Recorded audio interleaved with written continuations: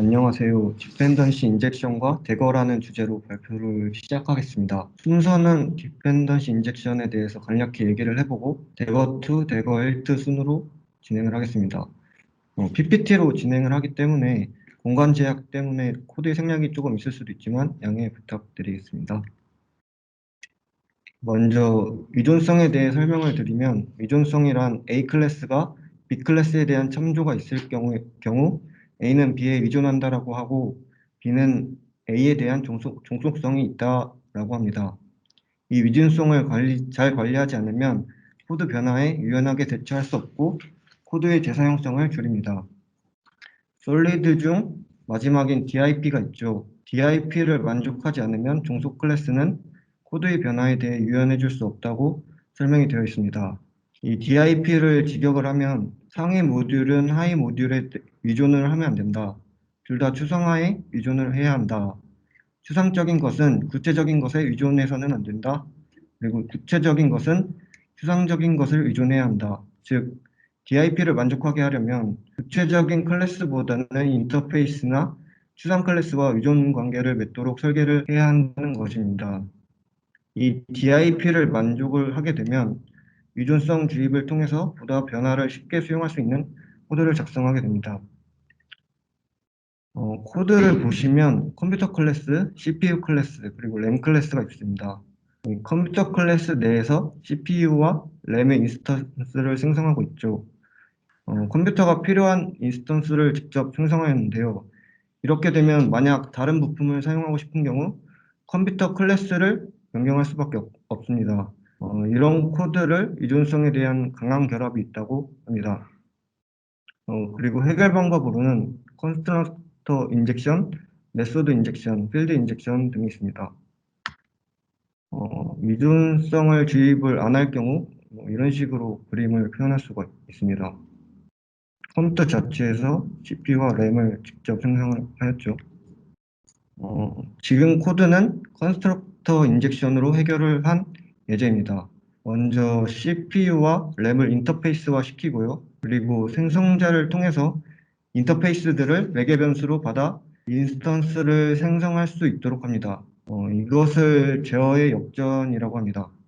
제어의 역전이란 어떤 일을 수행하도록 만들어진 프레임워크에 제어권을 위임함으로써 관심사를 분리를 하는 것입니다. 현재 이 코드에서는 생성자 주입을 통해서 컴퓨터 클래스 내부에서 CPU와 램을 만들지 않고 코드의 생성을 외부에 위임을 하였습니다. 제어의 역전을 이용하면 특정 클래스의 기능을 고치기 위해 클래스를 수정하지 않고 주입하는 쪽에서만 변경을 해주면 됩니다. 그림으로 나타내보면 이런 식으로 그릴 수 있겠고, 다른 곳에서 생성해서 컨스트럭터, 세터, 필드 등으로 주입할 수 있다는 것을 나타낸 그림입니다. 의존성 주입의 장점으로는 첫 번째로 테스트를 하기가 쉬워집니다. 의존성을 주입을 사용하는 결과로 목객체나 스톱을 사용해서 단위 테스트를 하기가 쉬워집니다. 두 번째로 결합도를 낮춰줍니다. 의존하는 코드의 변화로 인한 종속 클래스의 코드 변동을 없애주므로 코드의 재사용성과 확장성을 늘려줍니다. 세 번째로는 인터페이스 기반으로 설계를 해서 코드를 유연하게 만들어줍니다. 인터페이스를 사용해서 코드를 변경할 필요 없이 해당 구현을 사용하도록 컴포넌트를 이용을 할 수 있게 됩니다. 다음으로는 대거2에 대해 설명드리겠습니다. 대거2란 자바와 코틀린을 사용하는 안드로이드에서 사용할 수 있도록 만들어진 정적 컴파일 타임 의존성 주입 프레임워크입니다. 장점으로는 지정한 범위 생명주기 내에서 동일 인스턴스를 재사용하거나 새로운 인스턴스를 생성이 가능합니다. 그리고 클래스의 종속 항목 등을 선언하면 컴파일 타임에 코드를 생성하게 됩니다. 그래서 런타임 에러가 없고요. 런타임 에러가 없는 이유는 리플렉션을 사용하지 않고 어노테이션 프로세서를 사용했기 때문입니다. 어노테이션 프로세서는 자바 컴파일러 플러그인의 일종으로 어노테이션에 대한 코드 베이스를 검사, 수정, 생성하는 역할을 합니다. 어노테이션 프로세스는 자바 C 컴파일러의 일부로서 모든 처리가 런타임이 아니라 컴파일 시간에 발생을 합니다. 또한 어노테이션이 선언된 클래스 처리를 별도의 프로세서에서 처리를 해서 성능 향상을 할 수 있고요. 자바의 리플렉션은 런타임에 많은 예외를 발생시키므로 좋지 않죠. 그리고 유닛 테스트를 하기가 쉬워지고요. 단점은 학습 곡선이 좀 높습니다. 대거투는 좀 높았는데 이제 최근에 나온 힐트 같은 경우에는 좀 많이 낮아진 편입니다. 컴파일 타임에 코드를 생성함으로 빌드 시간이 길어진다는 단점이 또 있습니다. 대거의 중요한 개념들부터 설명을 해드리겠습니다. 모듈이 있는데요. 모듈에서 하는 역할은 provide, bind 어노테이션을 통해서 주입할 클래스의 인스턴스를 생성하게 됩니다. 모듈에서 사용하는 어노테이션은 모듈, provide, 현재 슬라이드에는 없지만 bind 어노테이션인데요. 모듈 어노테이션을 달아서 모듈을 정의하고 provide 어노테이션을 통해 모듈의 인스턴스를 생성할 수 있습니다. provide와 bind의 두 가지 차이는 provide는 인스턴스를 바로 리턴을 하게 됩니다. bind는 provide보다 컴파일 시점에 생성되는 코드가 줄어들고 효율적으로 사용할 수 있게 되고요. 대신 bind를 사용하는 전제 조건은 추상 클래스, 추상 메소드여야 하는 점이고 매개 변수의 전부 할당이 가능한 리턴 타입의 구현체를 매개 변수로 가져야 합니다. 컴포넌트의 역할은 연결된 모듈에서 생성된 인스턴스를 인젝트 어노테이션을 통해서 요청하는 객체에 컴포넌트가 인스턴스를 주입하게 됩니다. 컴포넌트 어노테이션에 있는 모듈스 배열에 넣어주면 컴포넌트와 모듈을 연결할 수가 있습니다. 또 주입 메소드에는 두 가지가 있습니다. 첫 번째로는 프로비전 메소드입니다. 프로비전 메소드 유형은 인자가 없고 모듈이 인젝션 시킬 객체를 리턴 타입으로 가집니다. 주입받을 클래스에서는 생성자의 인젝트 어노테이션을 달아주어야 합니다. 두 번째로는 멤버 인젝션 메소드입니다. 위준성을 주입시킬 객체를 메서드의 파라미터로 넘기는 방식으로서 멤버 인젝션 메소드를 호출하게 되면 인자로 받은 타겟 클래스 내부 인젝트가 붙은 필드에 객체를 주입하게 됩니다. 또 아래에 보시면 컴포넌트 빌더와 컴포넌트 팩토리가 있는데요. 컴포넌트를 객체화하여 생성하기 위한 어노테이션입니다. 둘 다 선언되지 않았다면 디폴트 빌더 혹은 팩토리가 생성이 되고 빌더와 팩토리 두 가지 동시에 선언할 수가 없습니다. 그리고 빌더나 팩토리는 컴포넌트에 선언된 모든 모듈들을 매개 변수로 포함하고 있어야 합니다.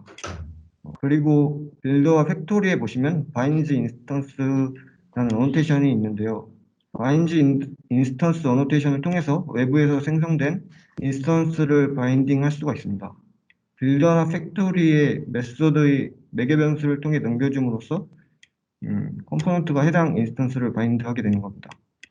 가장 많이 받아오는 예는 컨텍스트를 받아오는 겁니다. 인젝트 어노테이션이 있습니다. 인젝트 어노테이션을 통해서 이존성 주입을 요청하게 됩니다. 인젝트 어노테이션을 통해서 이존성 주입을 요청하면 컴포넌트가 모듈로부터 요청하는 타입과 같은 타입의 인스턴스를 넘겨받아서 주입을 해줍니다. 여기는 윗부분에 변수에 달아가지고 필드 인젝션으로 수행할 수 있는 거고요. 아랫부분에는 컨스트럭터에 인젝트 어노테이션을 달아서 컨스트럭터 인젝션을 수행할 수가 있습니다. 그림은 유존성 주입을 요청을 하게 되면 유존성 주입을 수행하는 것을 그림으로 나타내는 것인데요. 인젝트 어노테이션으로 요청을 하게 되면 컴포넌트가 모듈로부터 인스턴스를 받아와서 주입을 하게 됩니다. 그림처럼 한 컴포넌트가 아까 선언한 컴퓨터 모듈뿐만 아니라 여러 모듈을 연결해서 인스턴스를 주입을 할 수 있습니다. 이거는 컴퓨터 A 객체를 먼저 생성을 하고 멤버 인젝션 메소드를 통해서 필드 인젝션 수행을 테스트한 것입니다. 어설트 이퀄스를 통해서 컴퓨터 A의 CPU가 M1 CPU와 같은지 테스트를 해보면 인젝션이 잘 된 것을 확인할 수가 있습니다. 테스트는 공간상 CPU만 했습니다. 프로비전 메소드를 통해서 컨스트럭터 인젝션을 수행한 것을 테스트한 것입니다. 이것도 마찬가지로 어설트 이퀄스를 통해서 컴퓨터 B의 CPU가 M1 CPU와 같은지 테스트를 해보면 인젝션이 잘 된 것을 확인할 수가 있습니다. 이제 컴포넌트와 모듈, 인젝트에 대해 간략히 알아봤으니 실제 안드로이드에서는 어떻게 사용하는지 알아보겠습니다. 먼저 네트워크 모듈을 생성을 해주고 그리고 레트로핏 객체와 서비스 객체를 싱글톤으로 생성을 해주겠습니다. 싱글톤 어노테이션을 달게 되면 싱글톤으로 생성이 됩니다. 그리고 데이터 소스와 레포지토리 각각의 모듈에서 인스턴스를 생성을 해줍니다. 그리고 여기는 나오진 않았지만 서브 컴포넌트 모듈도 생성을 했습니다. 컴포넌트 어노테이션의 모듈 수를 통해서 각각의 모듈들을 연결을 했습니다. 컴포넌트 빌더 혹은 컴포넌트 팩토리를 통해 컴포넌트 객체를 생성할 수 있는데요. 모듈 수에 있는 모듈들을 모두 지정해 줘야 합니다. 그리고 뒤에 서브 컴포넌트에 대한 내용이 나오는데요. 서브 컴포넌트의 접근은 상위 컴포넌트의 빌더를 통해서만 접근할 수 있으므로 서브 컴포넌트의 액티비티 컴포넌트의 빌더와 게터를 작성을 해주었습니다. 또 어느 객체에 주입을 해주고 싶은지 인젝트 메소드 또한 정의를 해주어야 합니다. 대거의 컴포넌트에는 서브 컴포넌트 계층 관계를 생성할 수 있고 대거의 중요한 컨셉인 그래프를 생성을 하게 됩니다. 하위 컴포넌트에서 먼저 검색을 하고 없으면 붐으로 계속 타고 올라가서 요청을 하고 그래도 없으면 새로운 객체를 생성을 하게 됩니다. 그리고 당연하게도 상위 컴포넌트에서는 하위 컴포넌트의 인스턴스를 접근할 수 없고 하위 컴포넌트에서는 상위 컴포넌트의 인스턴스를 접근할 수 있게 됩니다. 모듈 어노테이션에 서브 컴포넌트 배열에 컴포넌트를 추가를 하게 되면 서브 컴포넌트 계층 관계가 생성이 됩니다. 어플리케이션 컴포넌트의 서브 컴포넌트로 유저 액티비티 컴포넌트 클래스를 지정을 해주었고요. 유저 액티비티 컴포넌트의 서브 컴포넌트로 유저 프래그먼트 컴포넌트로 지정을 해주었습니다. 이렇게 되면 CPU 같은 경우에는 스코프가 지정이 되어 있지 않으므로 항상 새로운 인스턴스를 생성을 할 겁니다. 하지만 액티비티 네임 같은 경우에는 인젝트로 요청을 하게 되면 액티비티 스코프가 있으므로 동일한 인스턴스를 주입을 받을 수가 있습니다. 그리고 각각의 서브 컴포넌트를 만들어 주었고 모듈을 연결을 해 주었습니다. 서브 컴포넌트들의 빌더에는 서브 컴포넌트 빌더 어노테이션을 통해서 만들어야 합니다.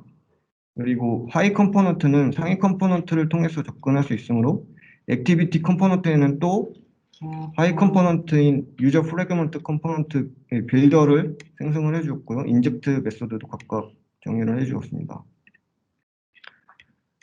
대거 컴포넌트에는 서브 컴포넌트 계층 관계를 생성할 수 있고 대거의 중요한 컨셉인 그래프를 생성할 수 있다고 하였는데요.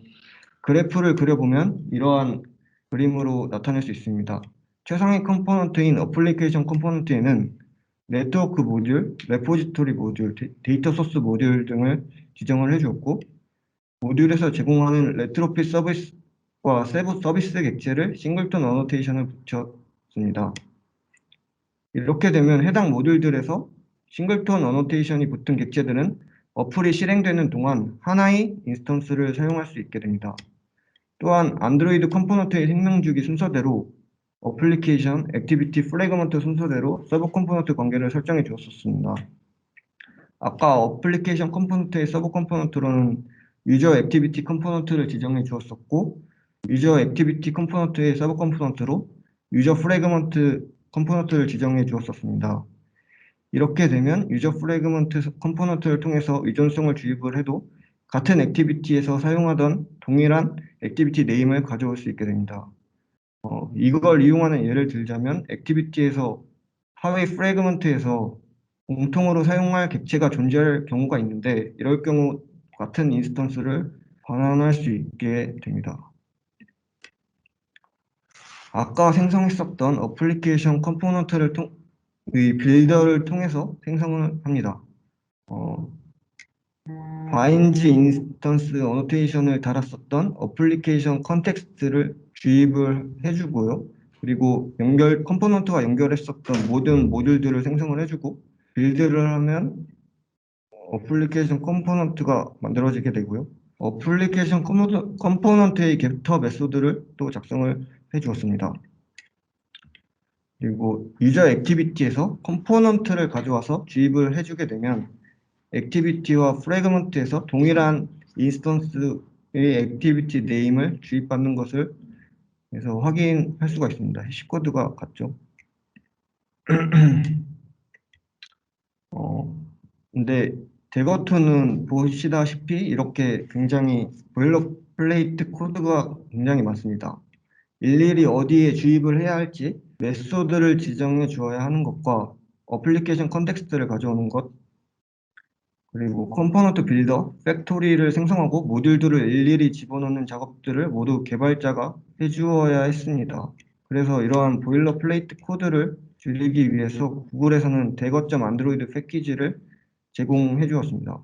대거.안드로이드 패키지에 있는 안드로이드 인젝터를 상속을 받으면 인젝트 메소드를 포함시켜주고 또 안드로이드 인젝터.팩토리를 상속을 받으면 어플리케이션 인스턴스를 바로 바인딩 해주고 컴포넌트가 가지고 있는 모듈들을 반환하는 크리에이트가 포함이 되어 있으므로 따로 추가를 해주지 않아도 됩니다. 그리고 컴포넌트에 직접 참조를 안 해도 주입을 할 수 있도록 해줍니다. 그리고 대거점 안드로이드를 사용하지 않으면 일일이 서브 컴포넌트마다 서브 컴포넌트 빌더 혹은 팩토리를 생성을 해주어야 했습니다. 하지만 대거점 안드로이드를 사용을 하게 되면 멀티 바인딩을 통해서 안드로이드 인젝터 팩토리를 리턴을 해주는 메소드를 생성해주면 서브 컴포넌트의 팩토리에 대한 코드를 자동 생성해줍니다.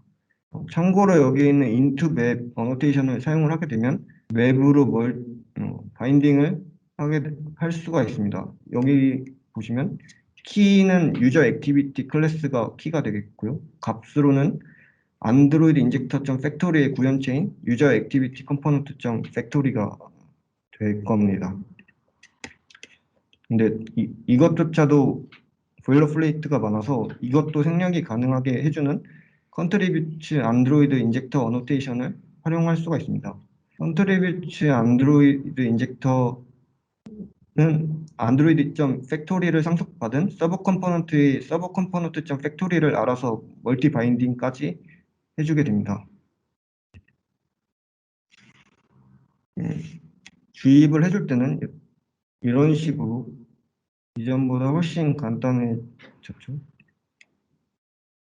이전에는 컴포넌트를 가져와서 인젝트 모듈까지 설정을 하고 전부 해줘야 했었는데 이런 식으로 안드로이드 인젝션 점 인젝트만 해주면 유전성 주입을 할 수가 있게 됩니다. 근데 이것마저 간단하지가 않죠.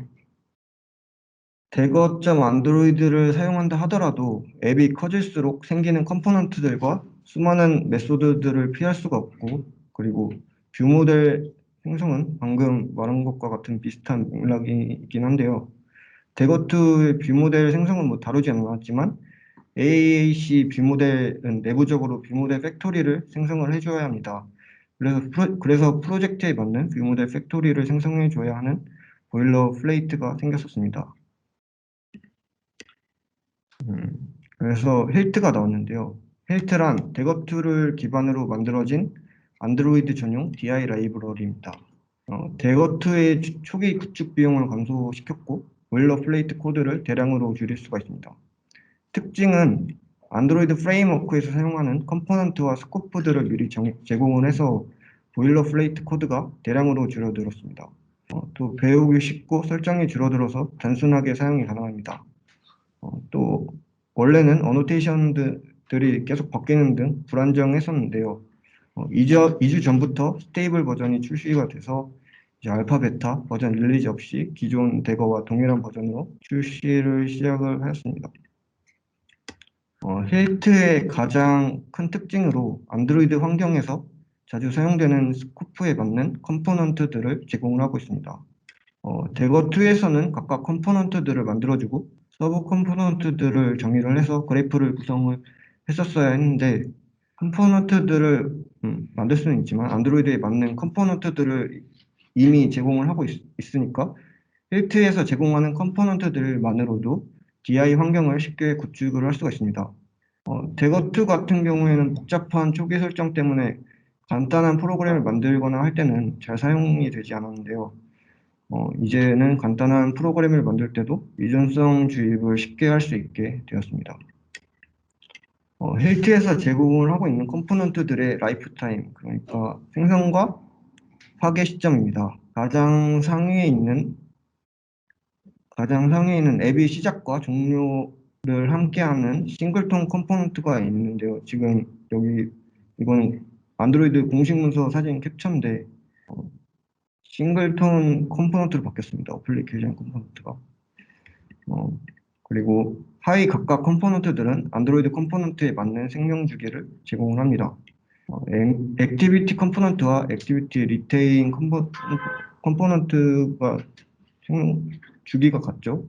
이거는 다른 점은 액티비티 리테인드 컴포넌트는 화면 전환 등에는 파괴되지 않고 유지되는 컴포넌트입니다. 또 힐트에서는 바인드 인스턴스 어노테이션을 따로 사용하지 않아도 제공되는 컴포넌트에 따라서 컨텍스트를 사용할 수 있습니다. 그리고 계층에 따라 바인딩 할 수 있는 종류가 다른데요. 예를 들면 액티비티 컴포넌트 같은 경우에는 직계 부모의 컴포넌트인 어플리케이션 컨텍스트도 바인딩을 할 수가 있게 됩니다. 그리고 뷰 모델 컴포넌트에서는 세이브드 스테이트 핸들을 바인딩 할 수 있습니다. 힐트 안드로이드 앱 어노테이션은 어플리케이션 수준 종속 항목 컨테이너의 역할을 하는 애플리케이션의 기본 클래스를 비롯해서 힐트의 코드 생성을 트리거를 해줍니다. 대거2에서는 컴포넌트에서 모듈의 클래스들을 전부 인클루드 시켰었는데요. 하지만 힐트에서는 이미 기본으로 제공하는 컴포넌트들이 이미 존재를 하기 때문에 모듈에서 직접 인스톨인 어노테이션을 사용해서 컴포넌트에 인스톨을 해주게 됩니다. 또 대거2에서는 컴포넌트에서 직접 유전성을 주입해줄 대상을 그래프에 지정을 해줬었는데요. 하지만 힐트에서는 안드로이드 클래스에 안드로이드 엔트리 포인트를 작성하는 것만으로도 멤버 인젝션을 수행을 할 수가 있게 됩니다. 힐트가 삽입하는 클래스에는 다른 또 기본 클래스, 안드로이드가 제공하는 클래스 말고도 기본 클래스가 존재할 수 있는데요. 이러한 클래스들은 안드로이드 엔트리 포인트 주석이 필요하지 않고 엔트리 포인트를 사용해서 주입을 하면 되고요. 힐트에서 제공하는 클래스들은 전부 안드로이드 엔트리 포인트 주석을 달아주면 됩니다. jetpack이 뷰 모델은 이제 뷰 모델 얘기인데요. jetpack의 뷰 모델은 안드로이드 SDK 내부적으로 뷰 모델에 대한 라이프 사이클을 관리를 하고 있기 때문에 뷰 모델 팩토리 주석 처리한 뷰 모델 팩토리를 통해서 이루어져야 하는데요. 그래서 대거2에서는 각자 프로젝트에 맞는 뷰 모델 팩토리를 작성해서 관리를 해줘야 했습니다. 힐트에서는 또 이러한 보일러플레이트를 줄이기 위해 뷰 모델 팩토리가 내부적으로 있고 액티비티 컴포넌트와 프래그먼트 컴포넌트에 자동으로 인스톨이 됩니다. 힐트 뷰 모델 어노테이션을 달아주면 또 뷰 모델에 주입을 할 수 있고요. 또 아까 뷰 모델 컴포넌트에서는 saved state handle을 바인딩 할 수가 있다고 했었는데요. 뒤쪽에 보시면 saved state handle이 있죠.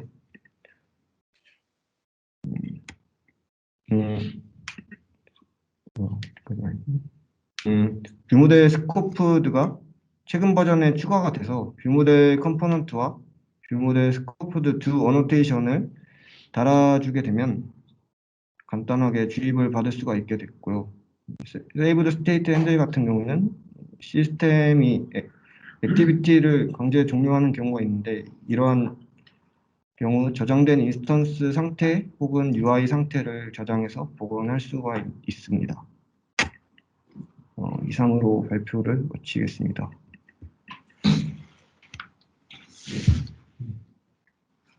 네, 좋습니다. 네, 거의 안드로이드 이야기로. 안드로이드 쪽 얘기들을 많이 하긴 했는데, 네, 사장님 어떠셨어요? 다 이해되셨나요? 제가 그 제너레이트 된 코드를 한번 보면 어떠냐고 말씀드렸었는데 그거 다 보셨나요? 네, 보긴 했는데 다루진 예.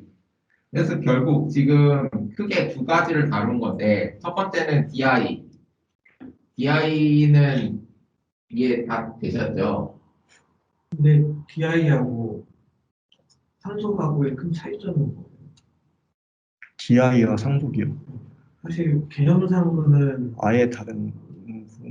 그래요? 좀 예. 비슷한 개념이지 않나요? DI를 사용하기 위해서 인터페이스를 사용해서 상속을 이용을 하게 되는 거죠. 디펜던시 인젝션이라고 하는 거는 그 어떤 그 기능을 하기 위해서 그 기능 구현을 할 때 그 기능 구현의 상세 코드들이 구현되지 않은 상태에서 그 상세 코드를 나중에 집어넣을 수 있는 그런 구조를 만들어 준다라고 보시면 될 것 같거든요. 네. 클래스 상속으로 보면 에스트리트 클래스를 상속받는 거랑 같은 거 아니에요? 근데 상속이라고 하는 거는 이 그러니까 상속을 하게 되면은 이 코드에 확장된 코드가 생성되는 거잖아요. 근데 이 코드는 그대로 있고 이 코드에서 그 필요한 부분을 비워놓는 거죠. 비워놓은 코드를 구현한 구현체가 있는 거고 그거를 집어넣는 구조라고 생각하시면 될 것 같아요. 이걸 하는 가장 큰 이유는 그 목적성에 대한 얘기를 해야 되거든요. 예를 들어서 지금 방금 전에 레트로핏이라는 얘기를 했는데 그 레트로핏 같은 경우 그 안드로이드에서 사용하는 HTTP API 통신 라이브러리예요. 그래서 통신을 주고받는 그런 코드들이 구현이 돼 있죠. 근데 그것들을 주고받는 데이터에 대한 얘기는 빠져 있거든요.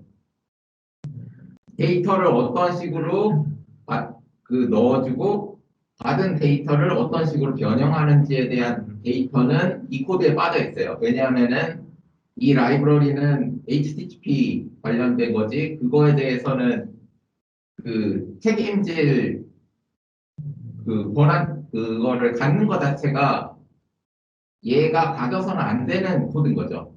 근데 그렇다고 해서 편의성을 위해서 이 부분이 빠져 있으면은 이거를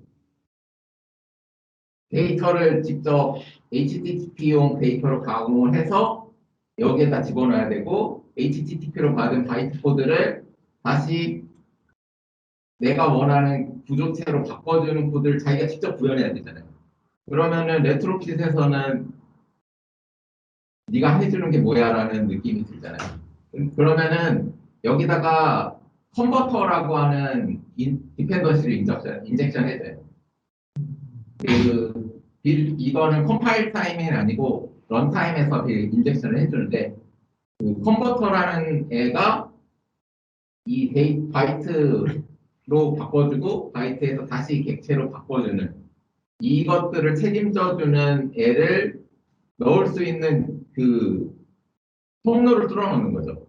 컨버터라고 하는 그 데이터 바꿔줄 수 있는 객체를 내가 받을 수 있도록 뚫어놓으면은 그 디펜던시 인젝션을 해주면은 그 객체를 통해서 데이터가 변환이 되는 거예요.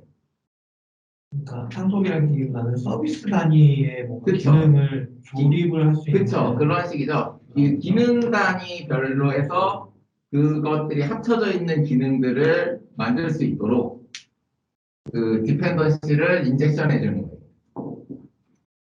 많이 사용하는 게 로그를 출력을 하는 코드가 있어요. 그거 프린트라던가 콘솔.로그 같은 거 그냥 쓰는 식으로 할 수 있어요. 근데 그렇게 하면 라이브 서비스에서는 출력되고 끝이잖아요.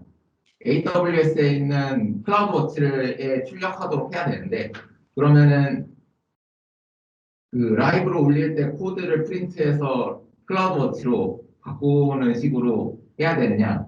그게 아니라 로거라고 하는 인젝션을 넣는 거예요. 로거에서 그 로컬 머신에서 인젝션 할 때는 프린트로 인젝션을 하고, 그리고 라이브 서비스에서 할 때는 그 클라우드워치로 보내는 코드를 인젝션을 해주면은 코드는 하나지만 처음에 시작할 때 인젝션 하나만 바꿔줌으로 인해서 이 코드 전체가 바뀌는 거예요.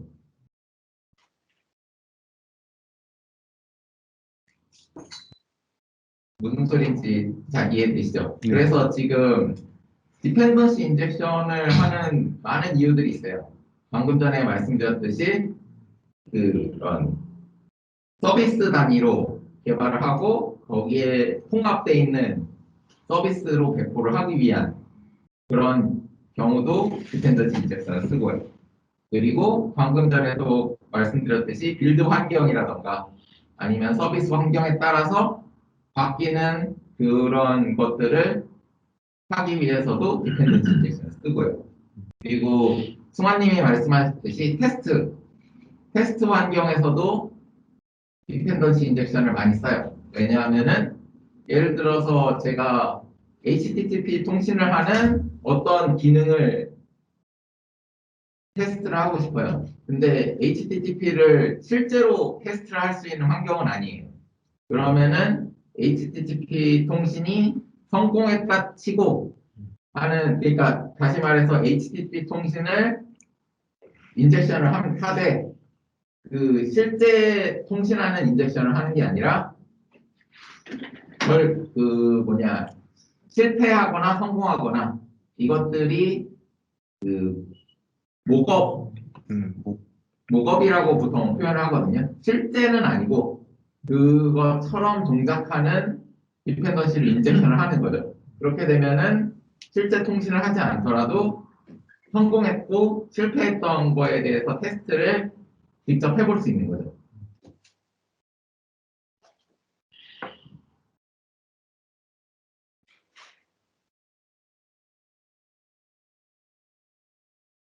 이해되시나요?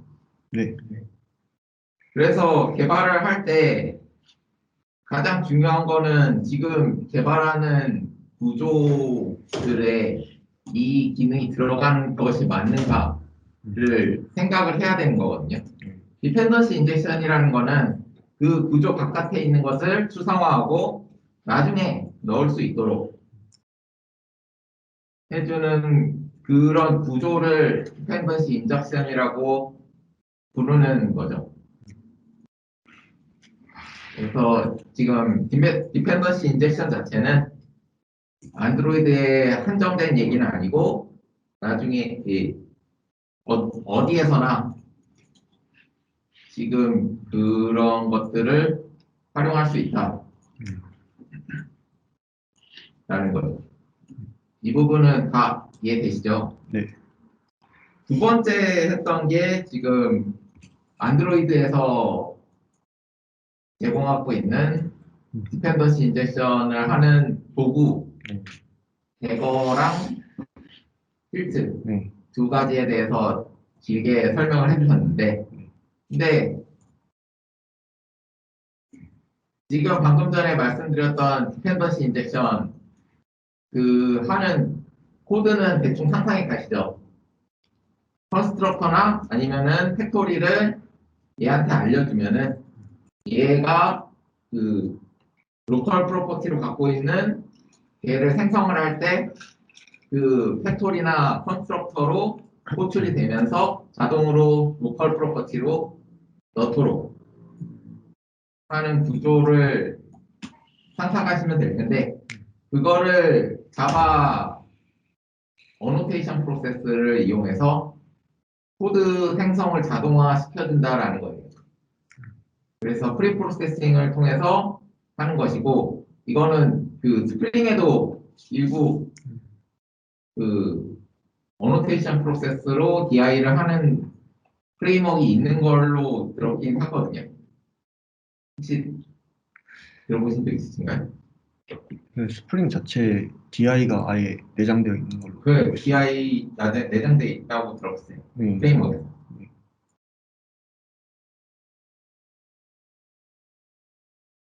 거기까지만 알고 있습니다. 그래서 자바랑 코틀린 같은 경우는 빌드 환경에 프리 프로세싱이 어노테이션 프로세서가 꽤 잘 들어가 있어요.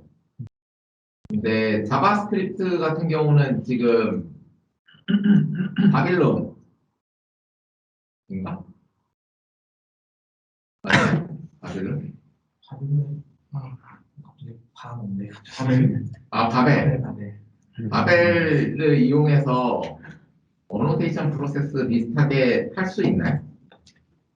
바벨을 이용해서? 따로 아직 좀 바벨 이용하면 타입스크립트 짜면 가능하죠. 그러니까 타입스크립트를 자바스크립트로 변환을 해주는 걸 바벨이 해주잖아요. 근데 그게 전처리 빌드 이전에 어노테이션 프로세스랑 같은 구조라고 볼 수 있거든요. 그러니까 자바스크립트도 그런 식으로 가능을 할 수도 있을 것 같아요. 정확히 그쪽을 저도 보진 않았는데. 파이썬도 있다고 들었고. 파이썬도 데코레이터로 붙여놓고. 그런 거예요. 데코레이션이 어떤 데코레이션. 파이썬에서도 프리 프로세싱을 할 수는 있다고 들었겠는데, 그리고 최근에 플러터 하고 있는 다트도 어노테이션 프로세스가 있더라고요.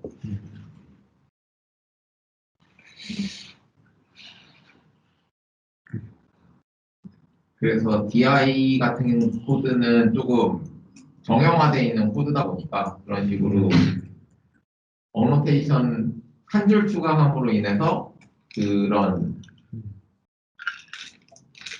보일러플레이트 할 수 있는 그런 코드들을 축약할 수 있다. 그런 플랫폼이랑 프레임워크들이 있더라라는 것들을 인지해 주시면 될 것 같고요.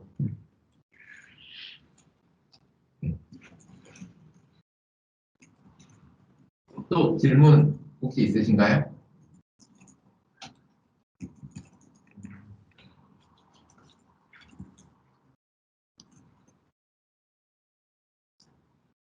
네. 없으시면은 여기까지 할게요. 좋았습니다. 네, 고생하셨습니다.